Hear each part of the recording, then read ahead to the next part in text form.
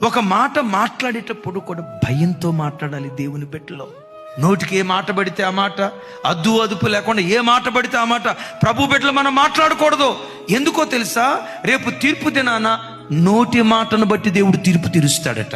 నువ్వు చిన్నతనంలో తల్లి గర్భంలో నుంచి వచ్చినప్పుడు కేరింతలు కొట్టావే, కేరింతలు కొట్టింది మొదలుకొని చనిపోయే ఆఖరి క్షణం వరకు నువ్వు మాట్లాడిన ప్రతి మాట రికార్డ్ అవుతుంది దేవుని దగ్గర. ఈ కాలంలో మనం మాట్లాడిన మాటలు ఫోన్లో రికార్డ్ అవుతున్నాయా లేదా?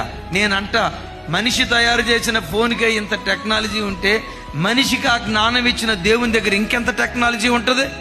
అయ్యలారా, అమలారా, ఓ మాట మాట్లాడేటప్పుడు నా మాట నా దేవుడు వింటున్నాడు, నా మాట నా దేవుడు వింటున్నాడు.